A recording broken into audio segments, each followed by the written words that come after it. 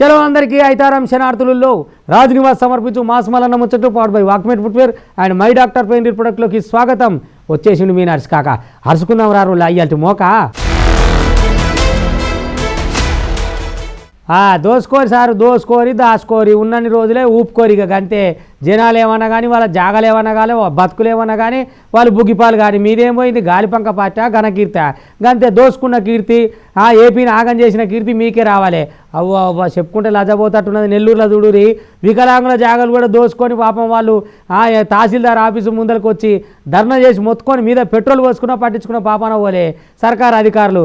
ఆశయను పిట్టలు మేస్తే జీతం పిట్టలు మేస్తుంది. వీళ్ళదేం పోయింది పైన సర్కారు ఏం చెప్తే కింద మేము కట్ చేస్తాం మా జీతం మాకు వచ్చా అన్నట్టు చేతులు దులుపుకొని అవతల పడుతురు. గీ తీరుగున్నది ఏపీలో జగనాలు పార్టీ సంగతి పరిపాలన తీరు. అయ్యా జగనాలు తమరి కళ్ళు చెవులు ఏమైనా పనిచేస్తున్నాయా లేకపోతే సర్కారు దవాఖానకు పోతావా?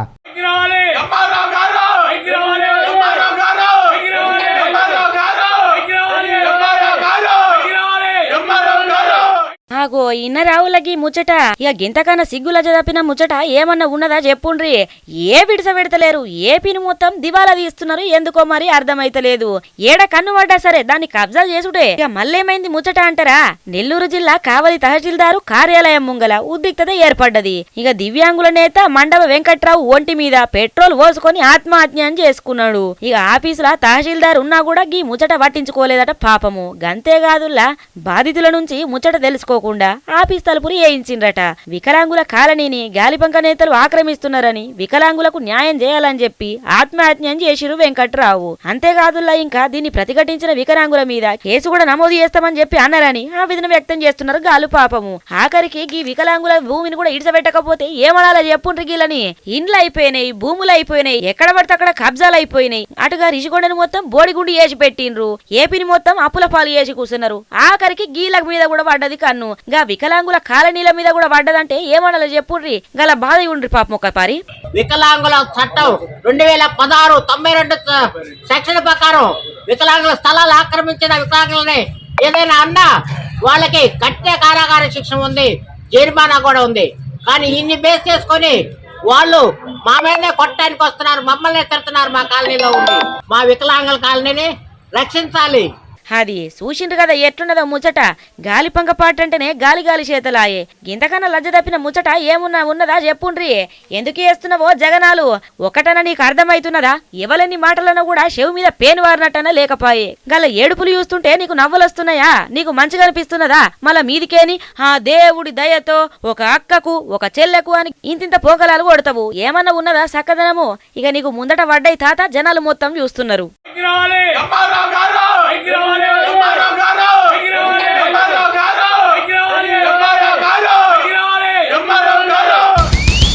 అమ్మమ్మమ్మ ఏమెండలు మార్చే మామిడి పూత రానే లేదు. దంచి ధనాలు ఇచ్చి పెడుతున్నాయి అనుకో రాదిరి. అబ్బాబ్బాబ్బా బయటికి వెళ్ళే కాలం లేదులా. ఆడోళ్ళు చెత్తిర్లు పెట్టా, మగోళ్ళు నీడలుగాయ. అయ్యో ఇగో దిక్కు సోడా బండ్లు పుదీనా బండ్లు ఇవ్వాల గిరాకాలకు ఉన్నది. ఎండాకాలం దండిగానే రానే వచ్చింది. ఇక బడి పొరగాలకు సెలవులు కూడా ఒకప్పుడు వాళ్ళు స్టార్ట్ అయితట్టే కొడుతుంది. అటెనక సిరి సెలవులు ఉంటాయి. ఇక వాళ్ళకు ఉంటుంది పండగ. కానీ మొత్తానికైతే ఎండలు దండిగా ఉన్నాయి. మీరు జర పైలంగా ఉండురి. ఊకనే రియ్యా రింగన పురుగులు తిరిగితే నడవది. వడదెబ్బ గిట్ట లేచిరా అంటే ఇక సర్కార్తో కూడా కాసి చూడురి.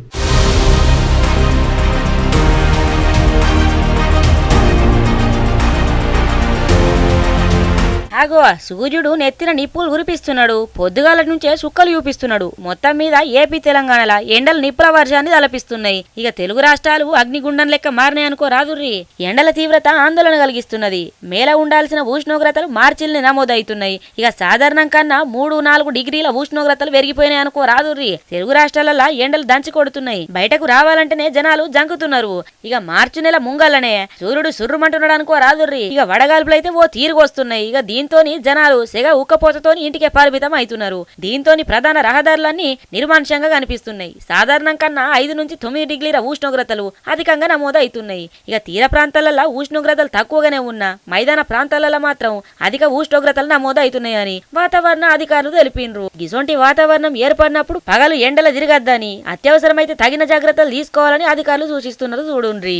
ఇంకో రోజు ఎండ తీవ్రతకు తోడు వడగాల్పులు తోడైనాయి. ఉక్కపోత నరకం చూపిస్తున్నది. ఇక పగటి ఉష్ణోగ్రతలు సాధారణం కన్నా చాలా ఎక్కువగా నమోదవుతున్నాయి. చాలా ప్రాంతాలలో పొద్దుగాల 10:30 నుంచి ఎండ ప్రభావం కనిపిస్తుండగా ఇంచుమించు పొద్దుగుకి 4 గంటల దాకా ఎండ తీవ్రత కొనసాగుతున్నది. మరి ఈ బాణుడు ఏం చేస్తాడో ఏమో, ఈ కాలం గట్టిగానే కొట్టేటట్టున్నది ఎండ మొత్తానికైతే. ఇక పైలంగుండ్రి, బయటకు రాకూరి జరా, బయటకు వచ్చినా కూడా తగిన జాగ్రత్తలు తీసుకోండి, లేకపోతే ఎండ దెబ్బలు దాకి పానాలకే అపాయం వస్తది. జర పైలం.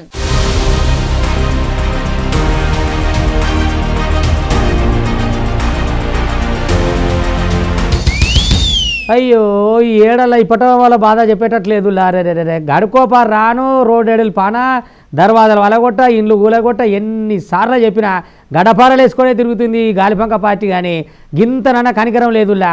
ఇప్పటం వల్ల మళ్ళీ ఇచ్చంతరం సురువు చేసిరు చూడురి, ఆడికి మొత్తుకుంటున్నారు అక్కడ జనం. మరి ఎందుకు వచ్చిన కథో ఏం కక్షో తెలియదు. కానీ మొత్తానికి అయితే లేని పంచాయతీలు పెట్టి కూర్చుంటేందుకు గాలిపంక పార్టీ వాళ్ళు మునగాళ్ళు ఉండరు చూడురి. ఇక చూడురి ఎంత ఆగముందో పాడైపోను.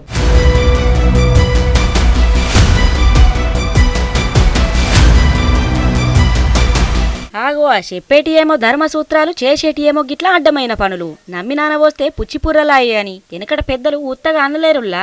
ఇగో గీ గాలిపంక పాటోలు చేసే గాలి చేతలన్నీ కూడా గట్లనే ఉన్నాయి. గా మొన్నటిదాకానేమో రోడ్లెత్తామని చెప్పి ఇండ్లన్నీ ఆగమాగం చేసిండ్రు కదా పాపము. ఇక కనీసం ఒక మాట చెప్పకుండా మంచిగా కట్టుకున్న ఇండ్లను గూలగొట్టిండ్రు. ఒకటి కాదు, రెండు కాదు, గట్ల శానా ఇండ్లనే గూలగొట్టిండ్రు పాపము. మళ్ళా ఇప్పుడు కూడా పోలీసులు క్రేన్లు పట్టుకొని అచ్చుడు చూసి ఇప్పటం స్థానికులంతా మస్తు గుబులు పడుతున్నారు. మళ్ళా ఏం చేస్తామని వచ్చిండ్రు అని పాపము అనుకున్నట్టే జరిగింది మొత్తానికి. ముందుగాల గోడలే తీసేస్తామని చెప్పి ఇప్పుడు మళ్ళా ఇండ్లు తీసేస్తామని అంటున్నారట. ఇక ఉన్న ఇండ్లు ఊలగొడితే మా బతుకులు ఏం కావాలి, ఇక మాకు సావే దిక్కని చెప్పి కరెంటు తీగలు పట్టుకున్నదివో ఇంటామె పాపము చూడుండ్రి. ఏమి కూలి దీనికి లేని వాళ్ళము కూలి నాళ్ళు చేసుకున్న చిన్న రైతుల మీద వచ్చి పడతారా అందరూ? ఇల్లు పడేయము అని నేను చెప్పి ఇవాళ ఇల్లు పడేస్తానంటే నేను ఒప్పుకోను. ఇదిగో ఇది పట్టుకోనైనా నేను వస్తాయిక ఒప్పుకోను. ఎందుకు ఒప్పుకోవాలి?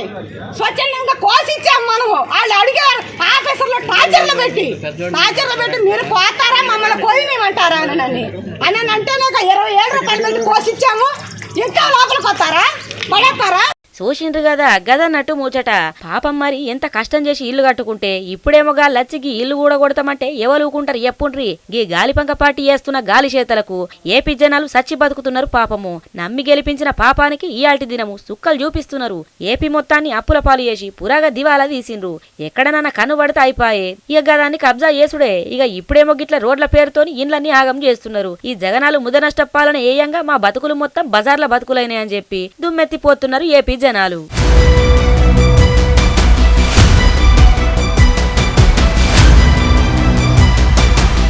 అన్న నడవబట్టి నెల మీద 5 రోజులా, ఇంకో 5 రోజులు అయితే నెల మీద 10 రోజులు అవుతుంది. కానీ పరిస్థితి మాత్రం మారతలేదు.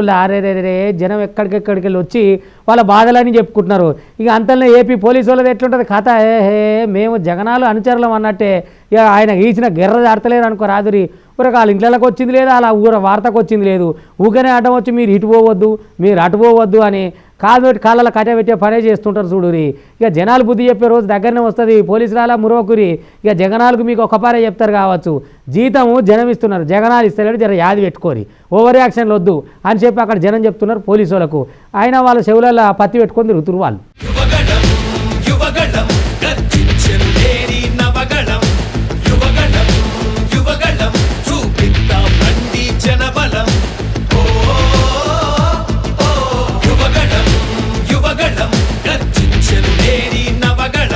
ఆగో టీడీపీ ప్రధాన జాతీయ కార్యదర్శి నారా లోకేష్ పాదయాత్ర 35వ రోజు జోరుగా కొనసాగిందుల్లా. పెద్ద ఎత్తున తరలస్తున్న టీడీపీ శ్రేణులు అభిమానుల సంఘీభావంతో యాత్ర విజయవంతంగా కొనసాగింది. ఇక మొత్తానికైతే జనాలైతే జోరుగా వస్తున్నారనుకో రాదుర్రి. ఇక అటెనక సిక్కి సెల్ఫీ విత్ లోకేష్ ప్రోగ్రామ్ లో కూడా పాల్గొన్నారు అభిమానులు. ఇక ఉష్కే పోతే రాలని జనంలా మస్తు జోరుగా అవుతున్నది పాదయాత్ర. ఇక పాదయాత్రల లోకేష్ అన్ని వర్గాల జనాలతోని మమేకం అవుకుంటా ముందుకు సాగుతున్నాడు. ఇక యువతతోని మాటామంతి నిర్వహించి ఇక జనాలకు పోయి వాళ్ళ కష్టాలు నష్టాలు మొత్తం తెలుసుకుంటా గాలిపంక పార్టీ చేస్తున్న అరాచకాలను ఎండగడుతున్నాడు. మొత్తానికి చూడుండ్రి.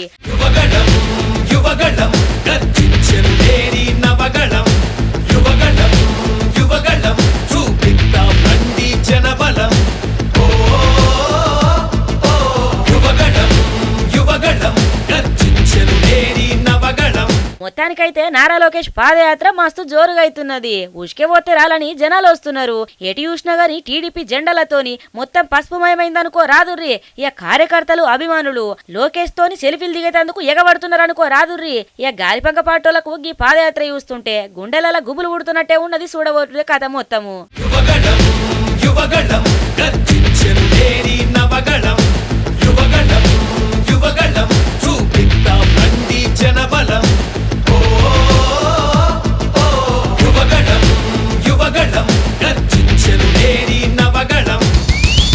అయ్యో అయ్యకు అదే లేదురా అంటే రెండో సంబంధం అన్నాడట వెనకట్టుకోవడం. నీ పాడైపోను పాకిస్తానోడా, నీ సిడుగు చేతులకు నీ దేశంలో అన్నం పెట్టుకునే దిక్కే లేదా, పిండి పొట్టాలకు కొట్టుకొని సస్తుడు మీ ప్రజలే. ఇంకా మళ్ళీ మీదికి వెళ్ళి భారత్ ఇట్లా భారత్ అట్లా అని మా మీద ఎందుకు పడతావురా? నీ రోజున మొక్కం పాడైపోను. నీ సకదనానికి మొదలు నీ దేశాన్ని చూసుకో. భారతదేశం ఈ దేశాలతో అట్టుంది ఇది ఇట్టుంది ఏమిటికాయ వచ్చిరాని కూతలు ఆడ బుక్కడి బోయ పెడతలేవు కానీ దేశానికి మళ్ళీ మన మీదకి వస్తుండు ఆ వీడు ఎంత సిడుగోడు చూడురి. అందుకనే ఎవరికి ఎట్లా కావాలో అట్లా అవుతుంది. నీ పాడైపోను.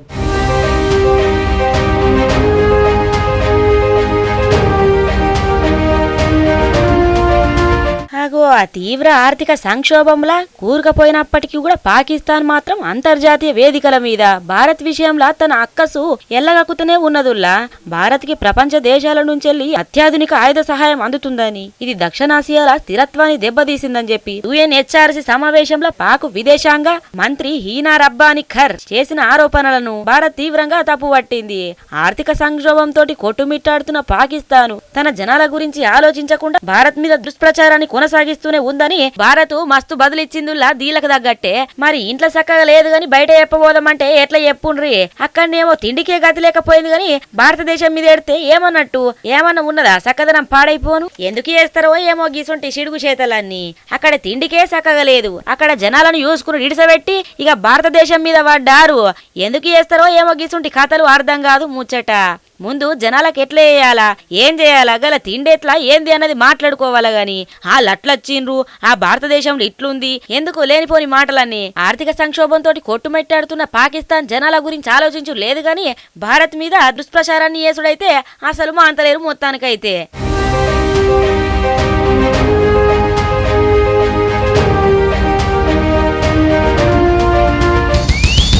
అయ్యో ఈ రష్యా దేశం వెనకట ఏడాది కింద సురువు చేసింది యుద్ధం. ఈ గొడుస్తలేదు ఆ గొడుస్తలేదు. ఆడికి ఉక్రెయినోడు గట్టిగానే చెప్తున్నాడు సమాధానం. అయినా సరే మేము తేలుస్తాం అన్నాడు. రాకెట్ బాంబులు వేసిండు, ఆ బాంబులు వేసిండు, ఈ బాంబులు వేసిండు. ఏం చేసినా ఆయన అనుకున్న లక్ష్యానికి అయితే ఇంకా చేరతలేడు. ఆయన తగ్గేదేలే అంటున్నాడు మళ్ళీ పుష్ప 2 లెక్క. మరి ఎన్నొద్దులకు వస్తుందో ఎన్నడు తగ్గుతుందో తెలియదు కానీ ఇక వాళ్ళు కూడా గింత దేశం ఆయన మేమేం తగ్గట్లేదు అన్నట్టుగా వాళ్ళు చూపిస్తున్నారు. ఏం దేశాలో ఏం యుద్ధాలో పోరి తిన్నకూడి పేయి పట్టకుండా ఇప్పటికే ఆగమైపోయింది. ఇక మళ్ళీ మీదికెళ్ళి యుద్ధాలు అయితే ఆగుతలేవులా. ఇక రారి చూసుకుందాం మిగతా ముచ్చట.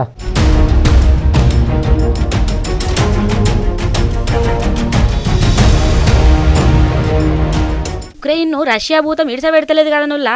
ఏడాది కాంచెల్లి యుద్ధం చేస్తూనే ఉన్నది. యుద్ధ విమానాలను పంపించింది, సైనికులతోని ఇరుసుకపడ్డది, విచ్చలవిడిగా బాంబులు ఇసురుతున్నది. అయినా రష్యా తన లక్ష్యాన్ని చేరుకోలేకపోయింది. అందుకే పుతిన్ సరికొత్త రూట్ ఎంచుకున్నట్లు అంతర్జాతీయ నివేదికలు చెప్పుకొస్తున్నాయి. ఉక్రెయిన్ మీద ఆత్మాహుతి దాడులకు తెగబడచ్చని ఆ నివేదికలు వెల్లడిస్తున్నాయి. బెట్టు దిగని రష్యా మరణ శాసనాన్ని లీకిస్తున్నది. ఏడాది కాలంగా ఉక్రెయిన్ మీద యుద్ధం చేస్తున్న రష్యాకు ఎన్నో ఆటుపోట్లు తప్పలేదు. వేల సంఖ్యల సైన్యాన్ని కోల్పోయింది. అయినప్పటికీ కూడా పుతిన్ మాత్రం వెనుకకు తగ్గుతూనే లేడు. ఇక రష్యా సేనలను ఉక్రెయిన్ మీదికి పంపిస్తూనే ఉన్నాడు. ఇక సాయుధ బలగాలు సరైన సమన్వయంతోనే వ్యవహరించడం లేదని నివేదికలు చెప్తున్నాయి. దురాక్రమణం మరింత ఉగ్రరూపం దాల్చనుందని, అందులో భాగంగానే పుతిన్ 3 రకాల పరిస్థితులను ఎదుర్కోవచ్చని తాజా నివేదిక విశ్లేషిస్తున్నది. ఉక్రెయిన్ మీద దురాక్రమణ మొదలుపెట్టిన రష్యా ఏడాది నుంచెల్లి దాడులకు కొనసాగిస్తూనే ఉన్నది. ఇక దీంట్లో ఇప్పటిదాకా 7,000కు పైగా ఉక్రెయిన్ పౌరులు ప్రాణాలు కోల్పోగా 80 లక్షల మంది తమ సొంత ఇళ్లను ఇడిసబెట్టి వెళ్లిపోయినరు. ఏడాది కాలంగా జరుగుతున్న దురాక్రమణతోని చాలా నగరాలు మట్టి దిబ్బలుగా మారిపోయినాయి. ఇంకో రోజు రష్యా కూడా భారీ స్థాయిలో సైన్యాన్ని కోల్పోయింది మొత్తానికి.